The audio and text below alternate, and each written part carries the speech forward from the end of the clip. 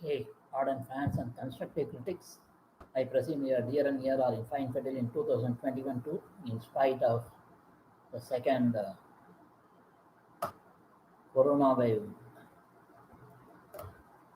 corona wave all around the globe. The social activist and good-hearted preacher Professor S. Suresh back with absolute delight for my 131st video on anvil of publication on YouTube today, 17th April 2021, Saturday. The topic for today is Review of India Against Corruption, IAC Movement, and Jan LokPal Bill 2011. The Indian anti-corruption movement was a series of demonstrations and protests across India that began in 2011 and was intended to establish strong legislation and enforcement against perceived endemic political corruption.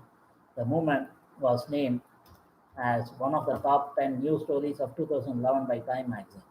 The movement gained momentum from 5th April 2011 when anti-corruption activist Anna Hazare began a hunger strike at the Jantar Mantar monument in New Delhi.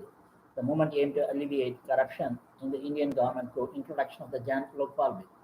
Another aim, which was led by Ramdev, Kiran Bedi, Arvind Kejriwal, and Jayakumar Eruthupalli, was the repatriation of black money from foreign banks. Mass protesters focused on legal and political issues, including political corruption, kleptocracy, and other forms of corruption. The movement was primarily one of non-violent civil resistance and was composed of demonstrations, marches, acts of civil disobedience, hunger strikes, and rallies, and the use of social media to organize, communicate, and raise awareness. It is based on Mahatma Gandhi's Satyagraha concept, actually. The protests were non-partisan, and most protesters were hostile to political parties' attempts to use them to strengthen their own political agenda. Issues of corruption in India have become increasingly prominent in recent years. After independence in 1947, the country was subject to socialist-inspired economic policies until the 1980s. Over-regulation, protectionism, and government ownership of industry led to slow economic growth, high unemployment, and widespread poverty. This system of bureaucratic control by government, which is called the license Raj, was at the core of endemic corruption. The 1993 ORA report, submitted by the former Indian Union Home Secretary Narendra Nath Ora, studied the criminalization of politics and contained several observations made by political official agencies on the criminal network that was virtually running a parallel government. It also discussed criminal gangs that enjoyed the patronage of politicians and the protection of government functionaries. According to the report, political leaders have become leaders of street gangs and rogue elements in the military. Criminals had been elected to local bodies, state assemblies, and the Parliament of India. The 2005 Right to Information (RTA) Act helped civilians work towards tackling corruption. The act allows Indian citizens to request information for a fixed fee of INR 10 from a public authority, which is required to reply to the request within 30 days. Activists, some of whom have been attacked and killed, have used the law to uncover corruption cases against politicians and bureaucrats. In the years immediately preceding the 2011 anti-corruption protests, there were examples of alleged corruption in the country. These included the Adarsh Housing Society scam, the 2010 housing loan scam, the radio tapes controversy, and the 2G spectrum case.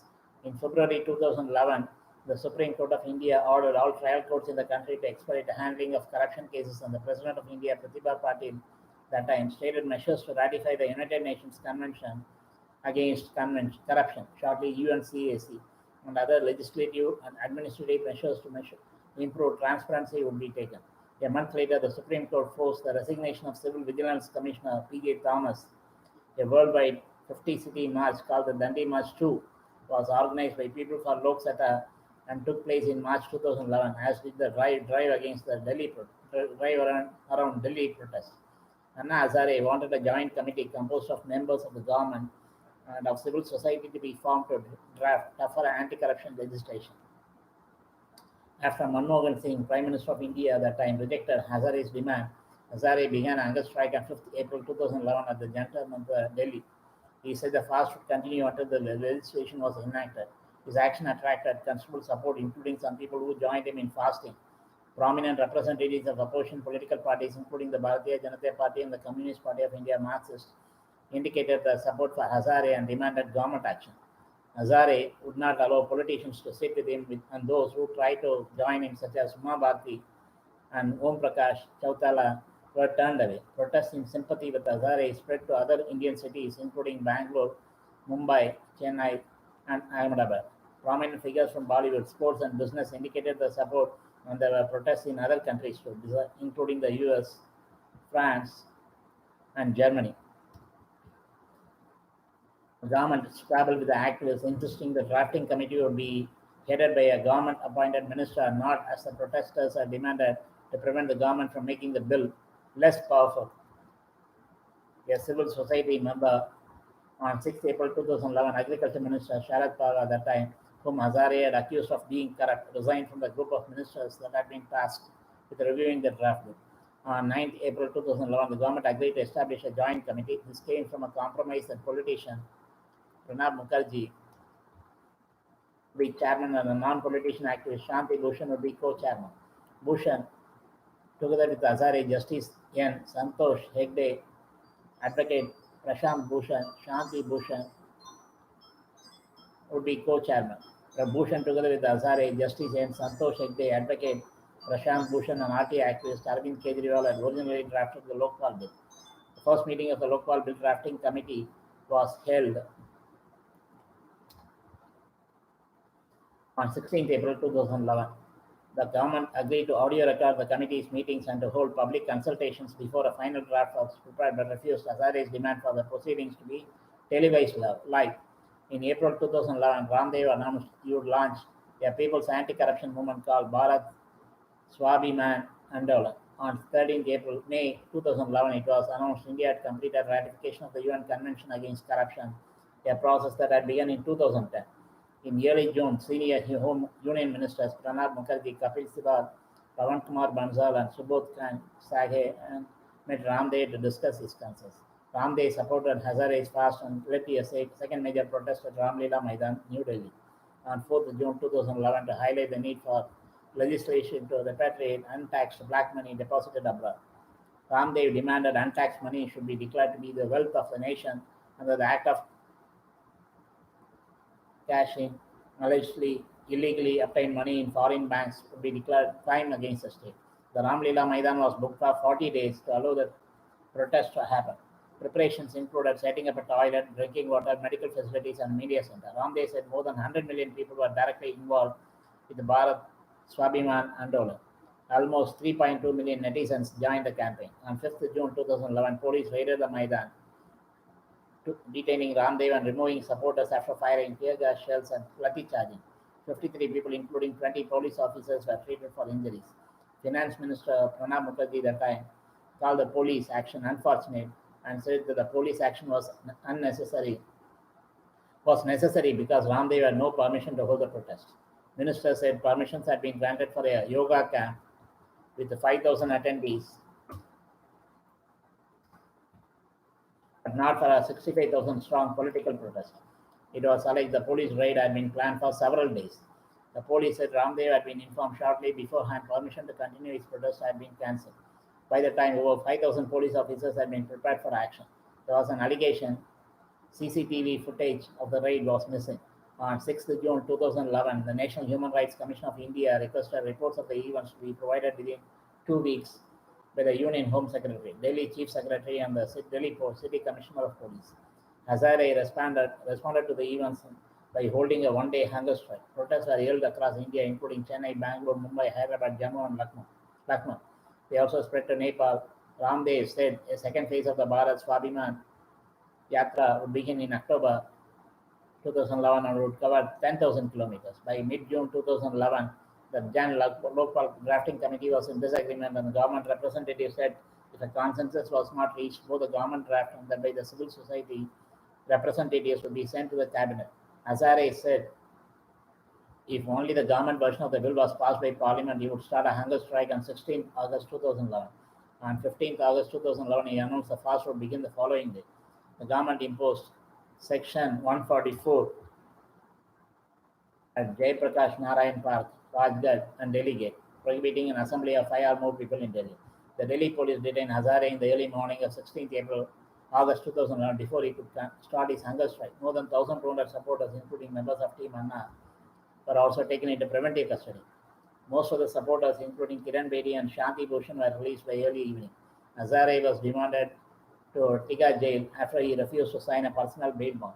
Within hours, a Team Anna spokesperson said Hazare had begun his hunger protest in custody and was not accepting water to drink. The arrests sparked protests across the country and were condemned by opposition political parties and some non-government organizations, NGOs. Parliament was unable to conduct business after a protest forced an adjournment for the day. In Chennai, Mahatma Gandhi Secretary V. Kalyanam led the protesters. He said, India will get a sure gold medal if corruption is entered as an item in the Olympic Games. We may not be a force in football or athletics or hockey, but India is the undisputed global leader in corruption. Delhi Police Commissioner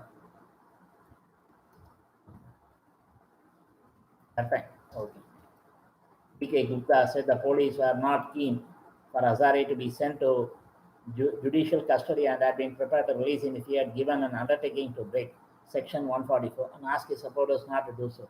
In a message released after his detention, Hazare said this was the beginning of a second freedom struggle and he called on people to participate in a jail bar mass arrest protest. On 16th August 2011, Hazare and his close associate and lawyer Prashant Bhushan asked government employees across the country to go on a mass leave to show solidarity with the movement. Union Home Minister P. Chidambaram hoped they would not respond, describing the call as completely wrong. A debate on the LokPal bill was held in Parliament on 27th August 2011. Hazare demanded a citizen charter, lawyer bureaucracy to be included in the bill, and the establishment of Lok Ayuktas in the states. Both houses of Parliament agreed to those demands. Hazare announced he would break his fast on 28th August 2011. On 11th December,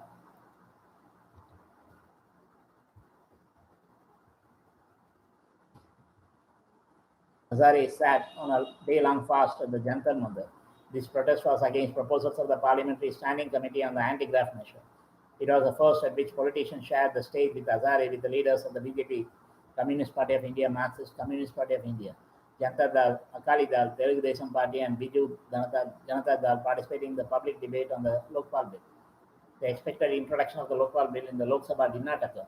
The food security bill was first introduced, and the adequate process of the LokPal bill was hindered by procedural and party political issues. The proposed LokPal bill was rejected by the government, which put forward a revised proposal along with the constitutional bill. An attempt to resolve the problems that were raised during the session about reservations for minorities and other underrepresented groups. Hazare announced on 22nd December 2011 a hunger strike would take place between 27th and 29th December 2011, followed by a jail bar Andolan to pressurize the government. He began his fast on 27th December 2011 at the Bandra Kurla complex in Mumbai rather than in Delhi because of the cold climate in the later city. Turnout was well below expectations in part because of the cold weather. IAC members asked him to end this latest fast because of his poor health, having suffered from cold and mild fever for a few days previously, but he refused. On the second day of the fast, Hazare repeated his threat to campaign against Congress in the 5 cold-bound states for not bringing a strong LokPal. He ended his fast because of his deteriorating health and the low turnout across the country. He said the movement had not stopped, but was merely postponed. He also announced the cancellation of the jail bar movement due to his bad health. The Lok Sabha debated the LokPal bill on 27th December 2001. The debate resulted in the bill being passed by the Rajya Sabha upper house, but the new 9-member LokPal panel was not given constitutional status because of the government failed to get the necessary 2/3 majority of MPs present. The LokPal bill was sent for review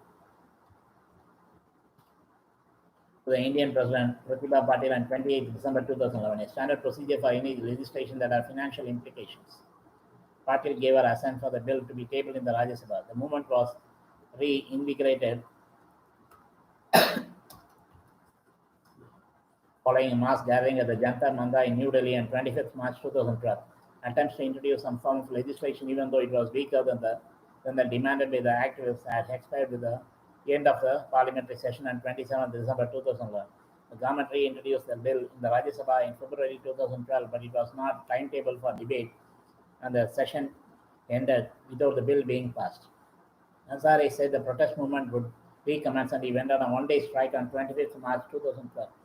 A month later, Hazare had a token one-day fast focused on the remembrance of whistleblowers such as Narendra Kumar and Satyendra Dubey, who had died as a result for the support for the anti-corruption cause. On 3rd June 2012, Hazare undertook another one-day fast at the Jantar Mandir, where he was joined by Ramdev. Hazare and Bedi reformed Team Anna, while Kejriwal and some others split from a political movement to form, which what was to become the Aam Aadmi Party (AAP). An indefinite fast began at the Jantar Mandir on 25th July 2012 and involved members of Team Anna, although Zorai was not involved until 4 days later. The fast was a protest against the government's refusal of an inquiry against the Prime Minister and 14 cabinet ministers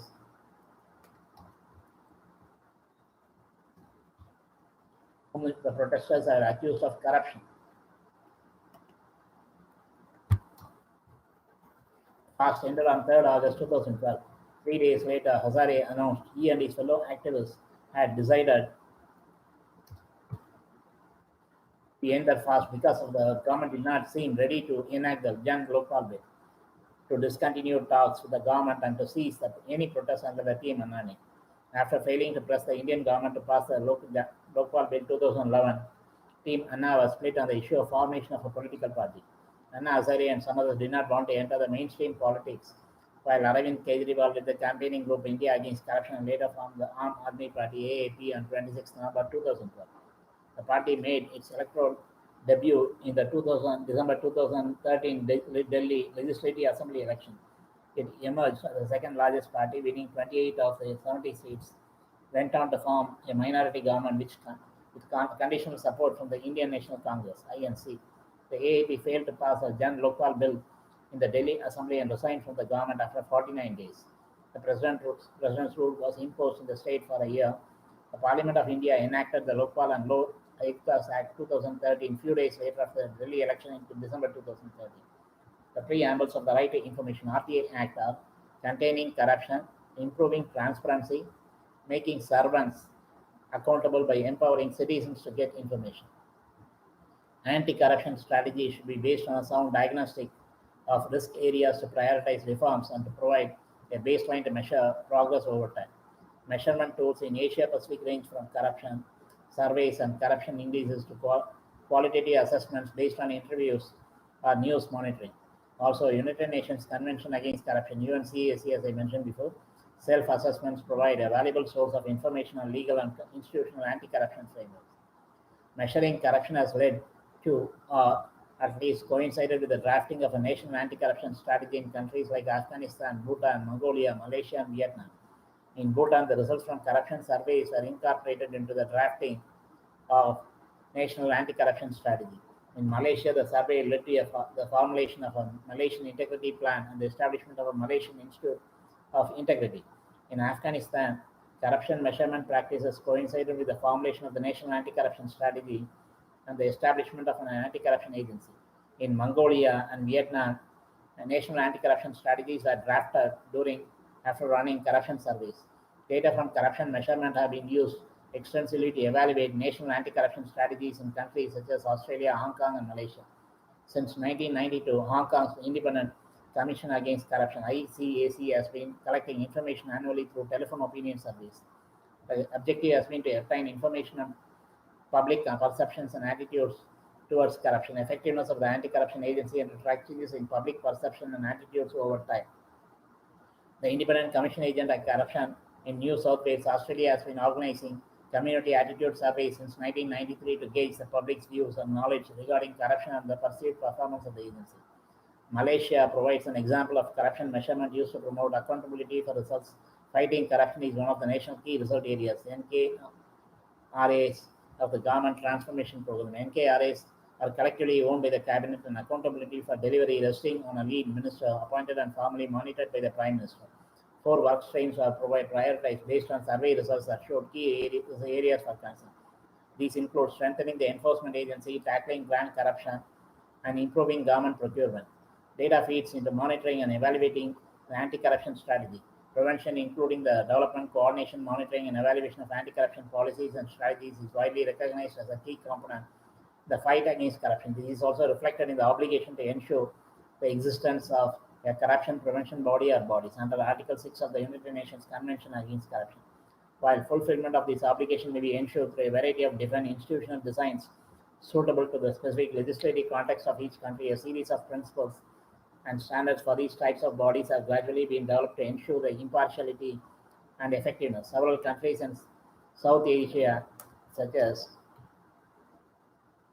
Azerbaijan and Georgia, have opted for establishing high-level consultative councils and with representatives of the different agencies, branches, and levels of government. The Baltic region, Latvia, and Lithuania have chosen different model where corruption prevention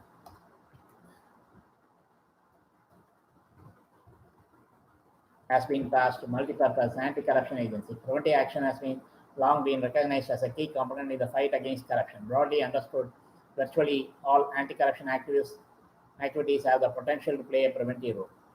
Education and awareness campaigns can sensitize the public to the cost of corruption, reduce societal tolerance toward it, and encourage citizens to report illegal activities, thereby curbing the incidence of the phenomenon. Effective investigation and prosecution of corruption-related offences do not only ensure retroactive punishment, but may also deter potential offenders from engaging in such practices in the future.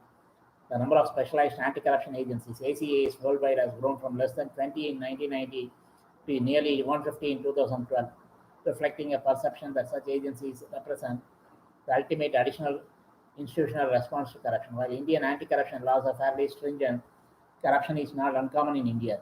However, recent years have been marked with a growing public dissatisfaction over corruption and its cost to the Indian economy. Over the past 7 to 8 years, there has been a strong public sentiment against corruption, and high-profile instances of corruption have become key political and election issues. The incumbent Indian government has also taken a hardline stance on corruption issues and has promised the introduction of several legislative measures aimed at tackling corruption in India, including the creation of an independent ombudsman, the LokPal, to investigate and prosecute cases of corruption by public officials, including ministers, strengthening laws relating to prosecution of bribe givers, facilitators, and influence peddlers, expansion of existing laws governing money laundering and benami, that is, proxy transactions, and new laws to target undisclosed income and assets, whether in India or abroad, and accused persons absconding from prosecution. Most importantly, the past few years have seen a change in attitude of enforcement agencies, which have started enforcing anti-corruption laws aggressively into or ignore the existence of such practices, and have been supported in the efforts by the judiciary, which has taken up by an active role in monitoring corruption cases and civil society. The primary anti-corruption statute in India, the Prevention of Corruption Act 1988 (PCA), criminalizes receipt of any undue advantage by public servants and the provision of such undue advantage by other persons. The PCA states that an undue advantage by public servants and the provision of such undue advantage by others. The PCA states that an undue advantage is any gratification not limited to being pecuniary in nature or estimable in money, other than legal remuneration, which a public servant is permitted to receive either from the government or any other organization served by such public servant. Further, the term public servant has a wide definition under the PCA and includes any person in the service or pay of any local authority, statutory corporation, government company, or other body owned or controlled or aided by the government, as well as judges, arbitrators, and employees of institutions receiving state financial aid. The Supreme Court of India has also held that employees of banks, public or private, are also considered public servants under the PCA. The offences under the PCA include public servants obtaining any undue advantage with the intention or as a reward to improperly or dishonestly perform or cause performance of public duty. Public servants obtaining any undue advantage without or for inadequate consideration from a person concerned in proceedings or business transacted either by the public servant or any other public servant to whom such public servant is a subordinate. Criminal misconduct by a public servant, which includes possession of disproportionate assets and habitual offender. The PCA also targets the conduct of middlemen influence, peddlers, or intermediaries who facilitate bribery by criminalizing the act of taking any undue advantage to cause the improper, dishonest performance of public duty. Until recently, bribe givers were brought under within the ambit of the PCA through the offence of abetment of the offences mentioned above. However, recent legislative changes to the PCA in 2018 have expressly targeted bribe givers by criminalizing the act of providing or promising to provide a bribe to any person, irrespective of whether such person is a public servant or not, to induce or reward a public servant to improperly or dishonestly perform a public duty. The bribe giver may also be charged with a criminal conspiracy to commit offences under the PCA. Penalties for various offences under the PCA include imprisonment ranging from 6 months to 10 years and a fine, for which no maximum amount is prescribed. For the recent legislative changes to the PCA have also introduced provisions pertaining to attachment and confiscation of property procured by way of an offence under the PCA. It is not inconceivable for investigating authorities to allege that any advantage received by a bribe giver pursuant to the bribery which is an offence under PCA would also be subject to attachment and confiscation, and not just the property of the public servants in question. Under the PCA, if there is an agreement or attempt to give or receive a bribe, this in itself is sufficient to constitute an offence and attract prosecution, and the actual payment of a bribe is not necessary. Further, it is immaterial whether the bribe has been obtained for a public servant's own benefit or the benefit of any other person, either directly or through any other person. The 2018 amendment states that obtaining, accepting, or attempting to obtain an undue advantage in itself is an offence under the PCA. Even though the ultimate performance of a public duty by a public servant is not improper, offences under the PCA are generally investigated by a special enforcement unit called the Central Bureau of Investigation, CBI, or the state anti-corruption departments of the police. Prior sanction of the government is required for the initiation of prosecution under the PCA against public servants. However, the safe harbor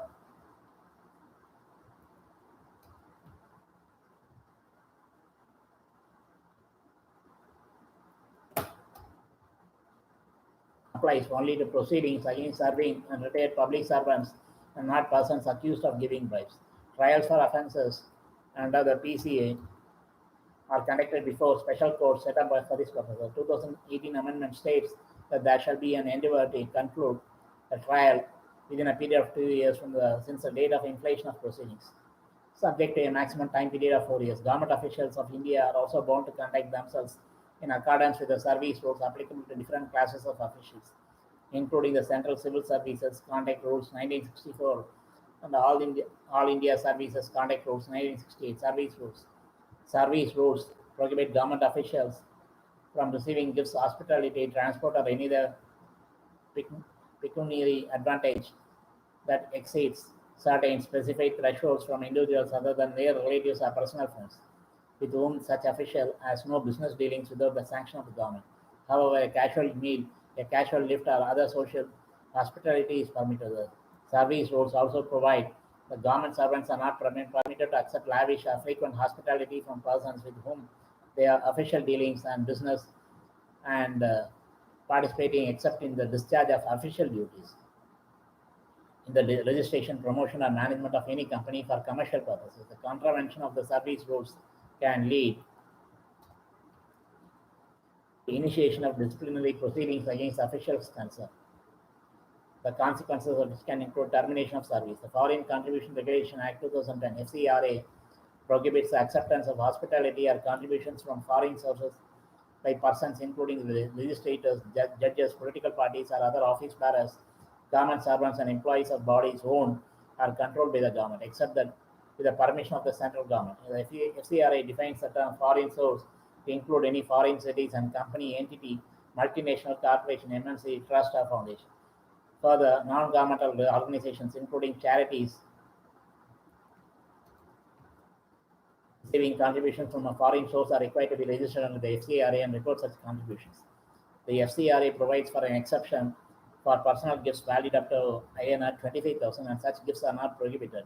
In addition to the requirement of obtaining the central government's consent or registration for the purpose of receiving contributions from a foreign source, the FCRA provides for suspension and cancellation of a registration granted by the central government in case of a contravention of the terms of the registration. The FCRA are in the larger public interest. A contravention of the FCRA is punishable with imprisonment of up to 5 years or a fine or both, where the offender is a company, persons such as directors and other managerial personnel will be held liable for the offense. Right to Information Act 2005 RTA Act allows Indian citizens to obtain information held by any public authority subject to specific exceptions for national interest, legislative privilege, and right to privacy. Further, the RTA Act requires public authorities to publicly disclose certain types of information relating to their functions. The information requested by a citizen is required to be provided in a timely manner within a period ranging from 48 hours if the life and liberty of any person are involved to 30 days. An authority has been set up at the central and state levels to monitor complaints from citizens under the RTA Act, including a refusal of access or failure to respond. Such authorities are the Chief Information Commissioner (CIC) at the central level and the state-specific information commissioners at the relevant state levels. The RTA Act was amended in October 2019 to allow the central government to formulate rules and regulations governing the tenure, salaries, allowances, and other terms and conditions of service of the Chief Information Commissioner and the Information Commissioners, which had been fixed under the RTA Act prior to such amendment. In recent years, the RTA Act has proved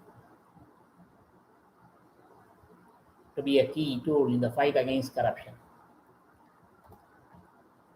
Requests for information by activists and citizens have been successful in bringing to light instances of corruption in government tenders and public procurement programs. The RTA Act promotes transparency in the government and bureaucracy's decision-making and by facilitating publication of official records, which ensures that any lapses are brought into the public eye. The central government has constituted the Central Vigilance Commission (CVC) pursuant to the Central Vigilance Commission Act 2003. The CVC is a government watchdog that is tasked with inquiring into or commissioning an inquiry into offences alleged to have been committed under the PCA.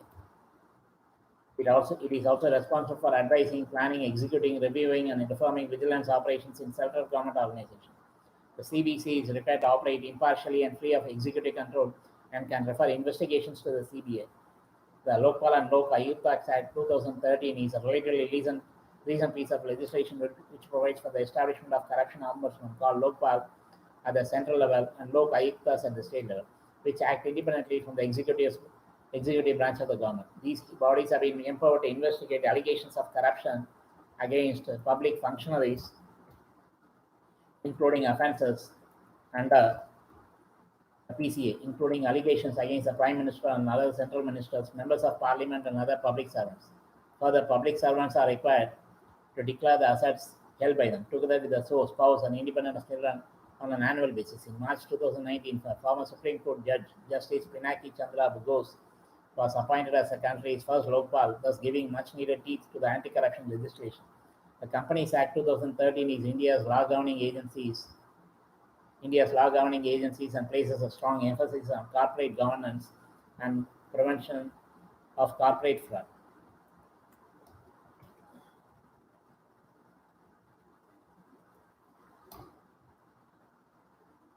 Politicians work hand in glove with these corporate frauds. Under the Companies Act, auditors and cost accountants are mandatorily required to report any suspected frauds.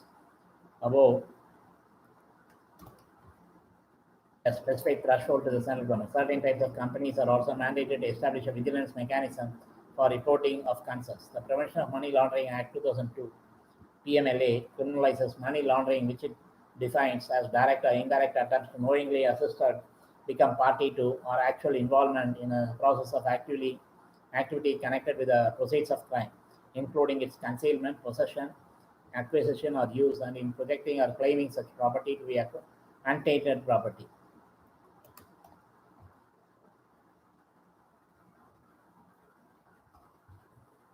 The PMLA, proceeds of crime are defined to mean any property derived or obtained directly or indirectly by a person as a result of certain identified crimes, which are considered as predicate offences for the public application of the PMLA.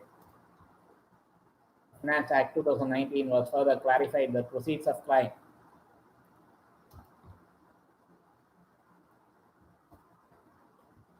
shall include any property which may be directly or indirectly derived or obtained as a result of any criminal activity relatable to such identified offence. A crucial aspect of this law is that it permits the attachment of properties of accused persons and other parties who are connected with the proceeds of crime at a preliminary stage of the investigation and even prior to conviction. The offence of money laundering attracts punishment of imprisonment of 3 to 7 years and a fine. An investigation in relation to the contravention of the PMLA is initiated and conducted by the Enforcement Directorate (ED) in India. Legislative changes to the PMLA in 2018 included fraud under the Companies Act as one of the identified crimes which would attract the application of the PMLA. As a result, any property derived or obtained pursuant to a fraud is considered proceeds of crime under the PMLA. Unlike the PCA, fraud under the Companies Act is not linked only to bribery of public servants but covers a much wider ambit. The PMLA also requires banks, financial institutions, and other intermediaries such as brokers and money changers to maintain records of transactions and know your customer details. Are they doing it?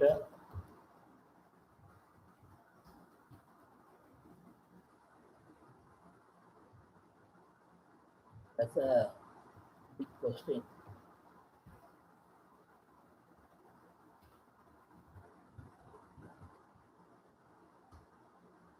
It is, as per the norms specified by sectorial regulators, and reports auspicious transactions and transactions exceeding a specified value.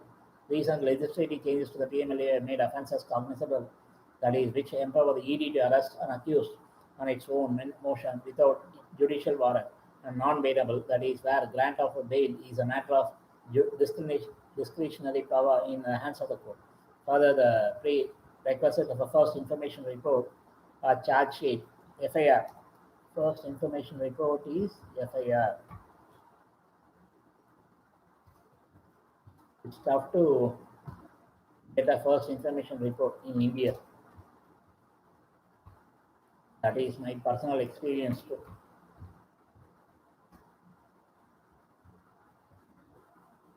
A charge sheet being filed in relation to a scheduled offence and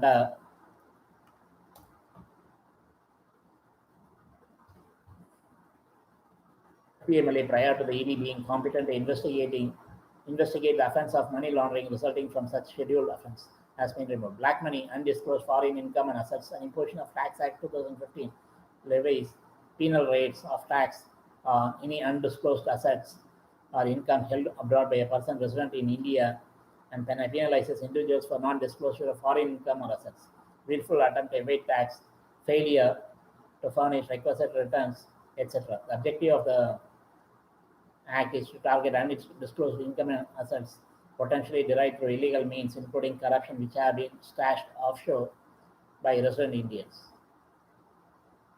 In order to prevent offenders accused of economic offences like Vijay Mallya and Nirav Modi, people like that, from evading prosecution within the country, the Fugitive Economic Offenders Act 2018 (FEDA) was enacted on July 31, 2018. The FEDA targets fugitive economic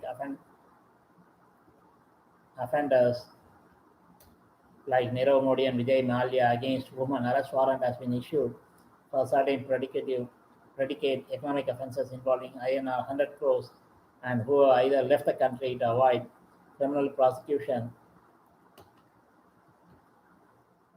or were abroad and refused to return to face criminal prosecution. Predicate offences under the FEDA cover cheating and counterfeiting under the Indian Penal Code IPC 1860, 1860, offences under the PCA and PMLA corporate fraud under the Companies Act, Benami transactions, and tax evasions. The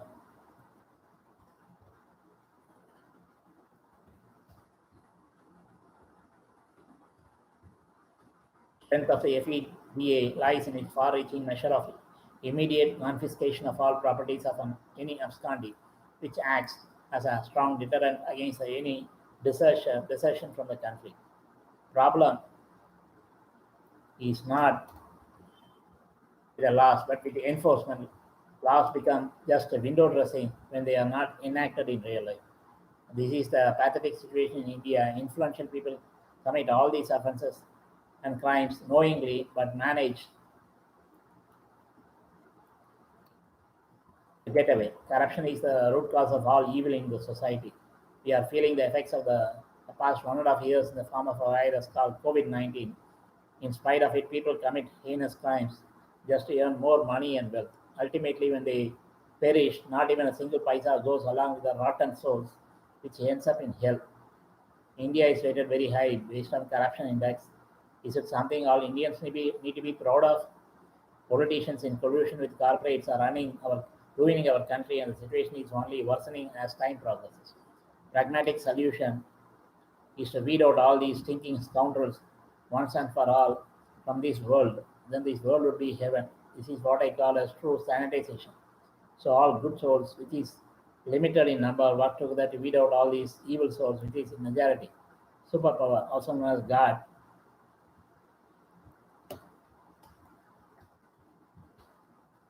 would help us in this purification drive. Debates, discussion on open-ended topics like this can go on forever. Anyway, let me pull the plug here. We'll meet again real soon with another interesting topic. Some of the statements, views expressed are solely mine based on limited knowledge gained over 6 decades of versatile experience. Always watch these videos with closed caption, subtitles for absolute 100% comprehension as per my sincere recommendation zillion times so far. I know I rushed through to complete the presentation within 20 minutes maximum. This time limit is self-imposed to retain the viewer's attention as a norm. I am quite aware of the fact that I exceed this time limit. Sometimes I take double or even triple this time depending on the topic. Today I must have taken around 45 minutes, maybe 45 to 50 minutes, since I make honest attempts to cover the selected topic more elaborately, including so many intricate fine details, referring a wide variety of sources, in particular Wikipedia quite extensively, besides articles and books published recently. Besides, of course, I sprinkle my own salt and pepper and season it with my personal experiences so far in my life and also intuition. Stay at home as much as possible to maintain social distancing attributed to the pandemic in our COVID-19 and prolong your lifespan and lead a healthy life. God, also known as Supreme Power, is the one and only one who can put a stop to natural and unnatural events, maybe bio and cyber war events like pandemics and epidemics, which ultimately paves the way for apocalypse and the extinction of all sentient species on Earth for no fault of theirs. Rest in peace and harmony. As I had said, I have taken around 43 minutes. I'm not looking at the time really. Anyhow,